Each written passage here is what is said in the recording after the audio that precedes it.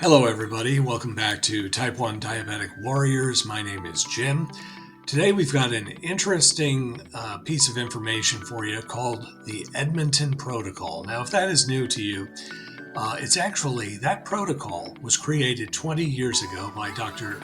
James Shapiro. We're going to get his insights from a recent interview he did with JRDF about where we are, where we're going, and how soon we could possibly have a cure for type 1 diabetes. I think you're going to find this interesting. As always, hit that like and subscribe button, and let's get into it and see all about the Edmonton Protocol. So what exactly is the Edmonton Protocol?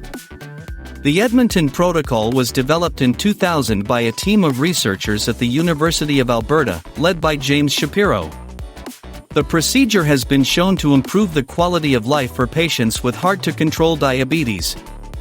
Long-term results show that the procedure is safe, reliable, and effective, with 50% of patients remaining insulin-independent after 1 year and 25% after 5 years. The rate of adverse events has also improved significantly, with 78% of recipients not experiencing an adverse event in one period compared to 34% in another. A 2022 study found that 61% of patients who received a transplant between 1999 and 2019 were insulin independent for a year after surgery. 20% of the patients were still insulin independent after 10 years. The biggest challenge is that thus far, insulin independence has not always been sustainable over a long period. Islet cell donor pancreases are not very plentiful. This issue has been covered on this channel in past videos and is being worked on through potential islet cell manufacturing. This is a separate topic, so for now, let's see what Dr. Shapiro's views on the topic of type 1 diabetes are at present. Here is what the doctor had to say in his interview with JRDF. I am particularly excited about stem cells for the potential to cure not just T1D, but all types of diabetes. Injected insulin is life-saving in the short term, but the subcutaneous fat is a weak link in the chain, failing to provide perfect glucose control. Stem cell-based treatments have the potential to function in a way that most closely resembles the process of insulin release and control that happens from moment to moment inside the normal healthy body.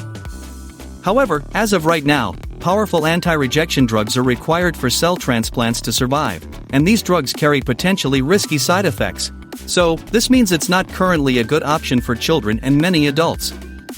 I'm most excited about the potential to make personalized cells, using an individual's cells to work as a treatment. This is the biologically closest option from a concept perspective, albeit the hardest from a manufacturing standpoint using today's methodologies, but this will change and become much simpler over time. We need to still deal with autoimmunity in T1D, but this can be potentially achieved either through biological drugs or far milder gene editing. I'm very excited about the progress of T1D research, especially within the last 5 years. But I believe that a cure is really within all our grasp. It's going to require intense collaborative scientific effort and a lot of funding, but I firmly believe this is possible and will happen. Preventing T1D at the outset in children and adults at the highest risk would have the biggest future impact, avoiding the need for transplants. Preventing autoimmunity in the beginning stages and combining that with islet cell differentiation techniques learned from all the work with stem cell research could be applied early enough to prevent T1D from occurring. If we can induce cellular regeneration in the pancreas and the native islets along with stopping autoimmunity, that would be an elegant solution to reduce new cases of T1D. The challenge is doing this without inducing pancreatitis and other risks to the organ. Treating patients and preventing the disease will be an incredibly important next step. Stem cell therapy is tantalizingly close, which is why I can't stop thinking about it day and night.